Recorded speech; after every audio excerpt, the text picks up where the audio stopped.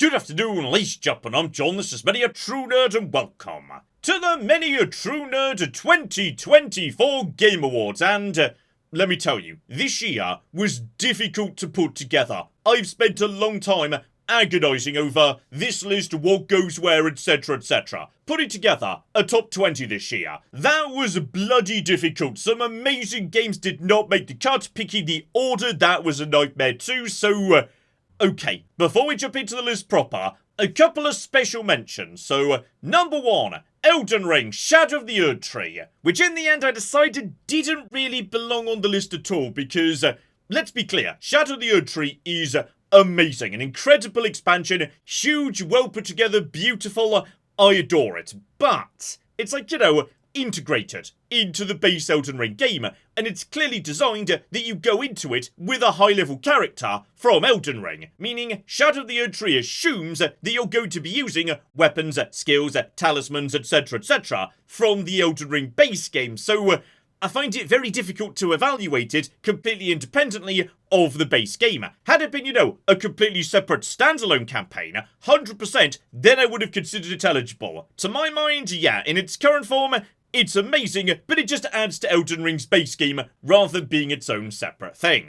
Number 2, Red Dead Redemption, and okay, I have had remakes on my Game of the Year list before. I have had remasters on here too. But I feel like with Red Dead Redemption on PC, we finally reached the line I'm not willing to cross. This was basically just a port, and thus I do not consider it eligible given it's functionally the same game it was when it originally came out. Again, incredible, and if you've never played Red Dead Redemption, absolutely give it a look-see, but I feel like it's not fair to evaluate it against other new games that came out this year, so right, those out the way, let's get into the list proper. Number 20, Millennia, a brilliant strategy game that to my mind is almost entirely carried by one amazing idea that sits at its heart, and that is dividing the game into eras which, rather than, proceeding in a linear fashion, instead branch off, meaning history can just go off in all sorts of wacky directions. When you play the game, maybe for one period of history, there's going to be a giant terrifying plague that kills a huge part of the world. Maybe there'll be an alien invasion. Maybe there'll be a steampunk revolution. Maybe, this is my favourite by the way, the entire world will be destroyed in nuclear fire and you have to rebuild your empire out of the ashes. It's a brilliant idea, it makes the game so replayable, though I can't help but mark the game down slightly for being a little scruffy around the edges and getting a bit bogged down in micromanagement by the end of the game. Number 19, Dragon's Dogma 2, and here's the thing, I absolutely love janky games, because jank is freedom. Jank is a game that says, okay, you know what, here's a slightly wonky physics engine, here's some dumb overpowered abilities that interact with aforementioned physics engine, have fun, and sometimes that means the game's gonna break a bit, and sometimes it's going to create the funniest moments you've ever seen in your life, and Dragon's Dogma 2 absolutely 100% embraces that. It is a big, dumb, silly, janky game that basically 30 minutes into the game says, hey, would you like your character to have an infinite lightning storm and the ability to literally climb up enemies that are flailing around like ragdolls at the time? And the answer to that, as far as I'm concerned, is yes, absolutely, thank you for existing. Number 18, Zoocosis, and okay, this one confuses me a bit because this got some really mixed reviews when it came out, and I do not get it. Like, as far as I'm concerned, Zoocosis is a really nice, cool little horror experiment. It looks great, it's got a fun atmosphere, the story is a bit on the basic side, but it serves its purpose perfectly well. Everything about it just works. The animals are gorgeous, the gameplay is interesting, trying to diagnose what's wrong with the animals, always being a tiny bit suspicious whether one of them might be about to turn into a monster and then attack you, just, as far as I'm concerned, yeah, not world-changing by any stretch of the imagination, but still, a really well-put-together small horror experiment. I personally thought it was really bloody good. Number 17, ARA History Untold, and okay, this one was difficult for me. I really struggled with where to put ARA because there is so much I love about ARA. ARA is a big strategy game where you build cities and whatnot, and it is gorgeous. absolutely flipping gorgeous. The grand sprawling cities you create, they look great, the warfare works really nicely. There's a huge amount I like here, but the reason I can't put it any higher is, even by the end of the game's very first era, it runs into the same problem that Millennia did, which is you get bogged down by micromanaging 100 different production chains, and as the game goes on longer, that keeps getting worse, and it just really represents a barrier to me putting this game any further up the list. Though, I suspect, ask me again in 6 months, after they've, you know, done some patches, etc, etc. Yeah, I think this has got the capacity to be higher up the list than it is, but right now, yeah, I feel like I can't give it better than number 17. Number 16, Tactical Breach Wizards. A nice simple one here, which is, this is just an incredibly well put together, tight focused strategy shooter game with some really fun twists to it. Like say, one of your characters basically can't do damage to their opponent, but because they're like an elemental witch, they're very good at pushing them around, so you can knock enemies out to windows, or push them into hazards, etc. Or a healer who's technically a necromancer, so she can't actually heal you unless she kills you first. Just basically, yes, mechanically, you'll have seen something like this before. It's just a really clever, fun remix of a classic genre put together exceptionally well. Number 15, Mouthwashing, and okay, this was another one it was incredibly difficult for me to place, because mouthwashing is basically an incredibly unpleasant experience. It is nasty, grimy, and claustrophobic, and that's kind of the point. Like, it's supposed to be. I can admire the artistry of it, but equally, I kinda never want to play it again because it makes me deeply uncomfortable. But then that's what it's supposed to do, so how do I evaluate that against a game which I play and have a really fun time and want to play again? I genuinely don't know, so I just kind of, you know, tried this in various places on this list, and in the end, it settled down here. Mouthwashing is a great piece of storytelling, but yeah, as I say, it's also so deeply unpleasant and uncomfortable to play by design that it's very difficult to evaluate it against other games on this list. Number 14, Manalord. Another nice simple one here. This is just a really, really well put together, gorgeous town builder, and it is just so gorgeous. And that's really important for a town builder, because when the entire point of the game is you're laying out and building a town, the town better be really bloody nice to look at, and in Manalord, it just looks great. The streets are bustling, animals go back and forth, you can literally walk into the marketplace and see the goods you produced being sold by one person to another, and even better, it's got a rather fun little combat system placed on top. A sort of Total War light system where you can train people up into units and give them formations, try and protect your archers, set up a shield wall, all that good stuff, so yeah, just a really solid, well put together town builder that is clearly still very early in its development, so okay. I suspect, given time, just like ARA, this could be something really, really special if we were to come back in, say, a year or so.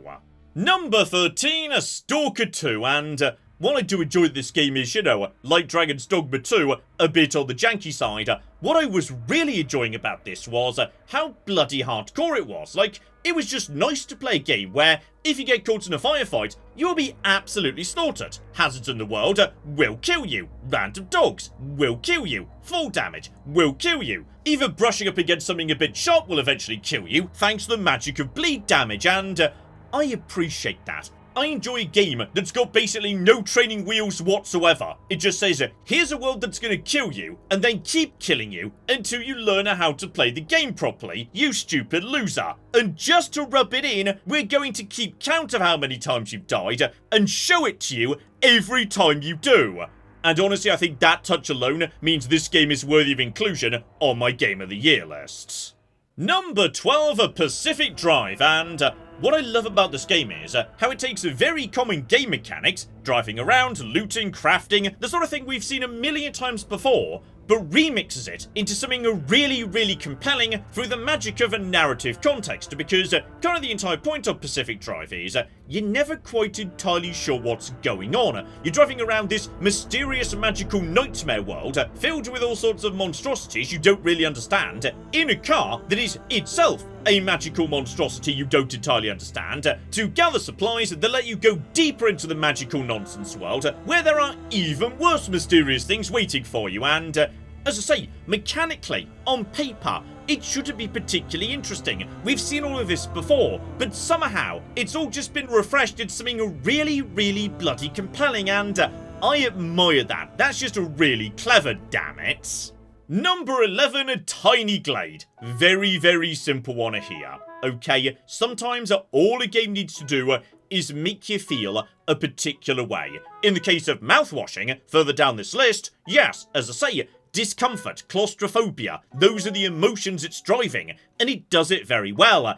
Tiny Glade just exists to make you feel relaxed, and it achieves it beautifully. It's just a lovely, zero-pressure tinker toy where you slowly put together a nice-looking castle, a few houses, a nice bridge, all that good stuff. It's just a delight to play.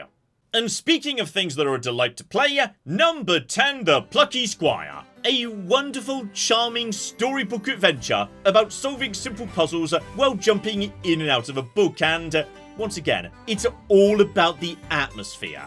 It is filled with lovely touches of visual humour, and while never even remotely challenging, I don't think it needs to be, because once again, it's just all about the atmosphere. This game just makes me happy, damn it. It's a lovely thing to play.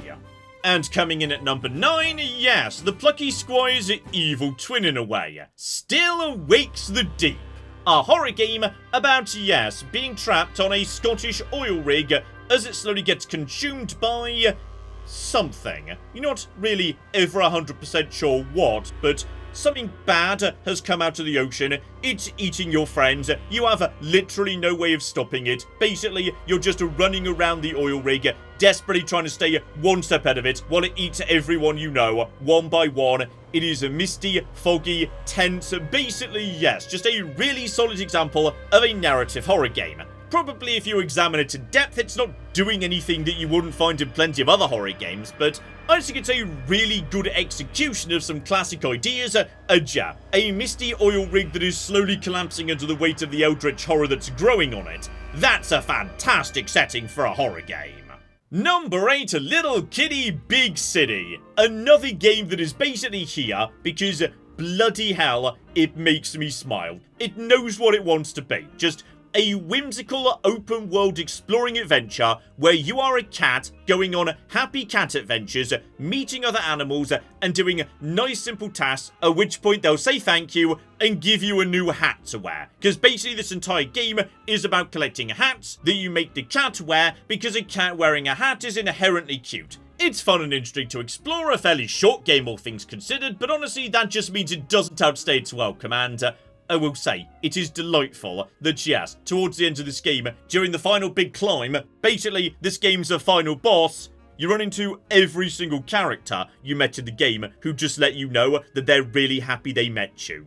Just a delightful, lovely game to play.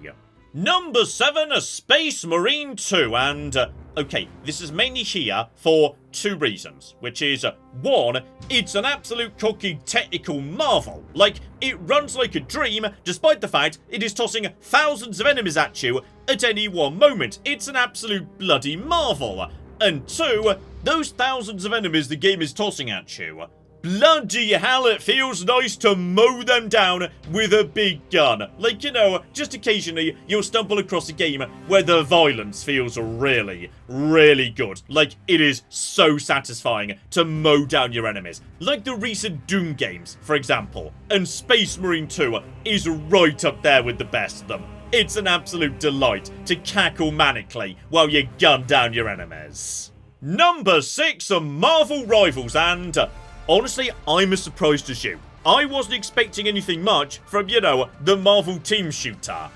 But bloody hell, have I fallen hard for this one. Because back in the day, I was super into the original Overwatch for a while. Loved Overwatch, and Marvel Rivals for me really recaptures that feeling of the early days of Overwatch. And I think the real magic is in how many bloody heroes there are in this game and how differently they all play from each other. Not in the sense that, it means anyone can find a character that probably is going to suit their preferred playstyle. Like for me, I like Cloak and Dagger, so I could do summer healing, but also jump in and do damage too. But on top of that, it just means there is so much tactical flexibility in what a team can do based on its composition. Like, I have played a lot of games of Marvel Rivals, and I've never really seen a single one that was identical, just because different characters bring so many different tools to the table. Yeah. There's nothing, I suppose, particularly groundbreaking here. In many ways, it is just Overwatch, but with Marvel characters. But then again, as I say, I love the early days of Overwatch, and this feels not just like that, but honestly, like a step up, with so many characters and so much variety in how they operate in terms of movement, how they do damage, how they heal, everything. Yeah.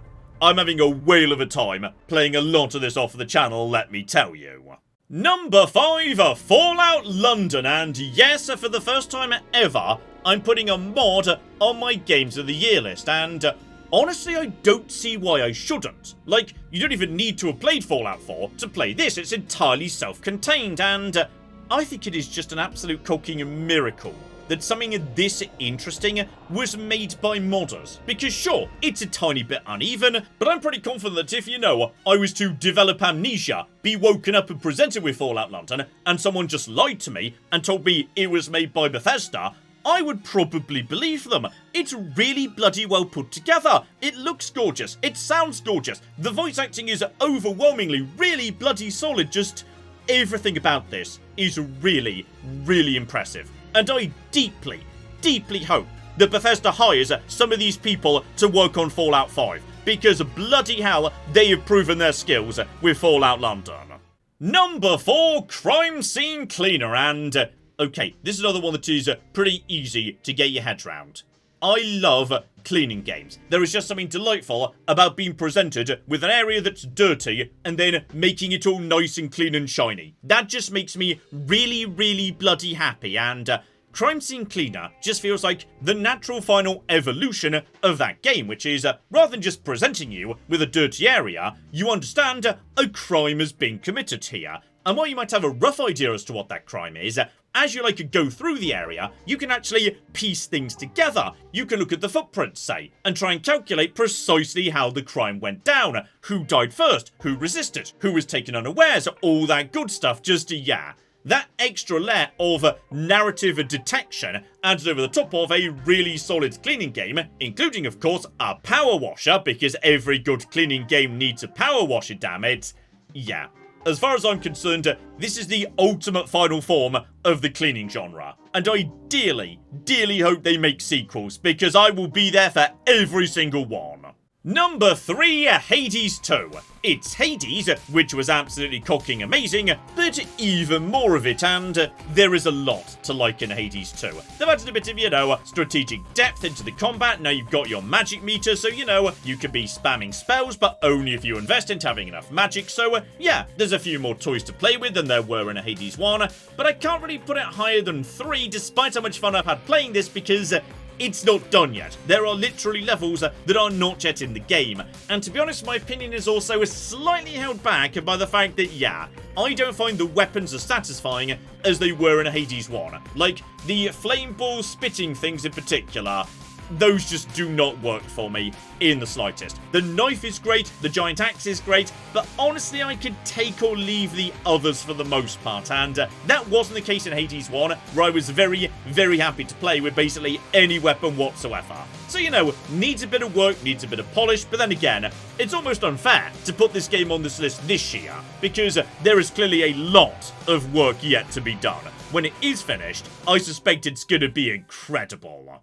Number 2, Balatro, and this is just a masterclass of taking a really simple idea and turning it into one of the most compelling games I played this year. It is just basically poker, except you get to cheat by constantly modifying the rules in your favour to generate more and more points, and I suppose in a way, you could argue Balatro is like related to Vampire Survivors and that genre of game, given basically this is a game about slowly rigging the deck more and more in your favour until such time as all of a sudden you don't really understand what's going on anymore, but there are many very big numbers on screen and your brain as a result is releasing the happy chemicals. Just, yeah, an incredibly simple game in all sorts of ways and yet so bloody compelling. I have played a lot of this over the course of this year and, oh yeah, I absolutely flipping love it. And number 1 on my Game of the Year 2024, Indiana Jones and the Great Circle. A very, very last minute entry, I will say, given I only played this for the first time like a couple of weeks ago, but to my mind, yeah, this is a wonderful game, and I will freely admit, this game is kind of cheating as far as I'm concerned. Like, this is a very subjective list. I'm not claiming these games are objectively better than each other in this order I've just laid out the top 20. This is just, you know, games that personally spoke to me.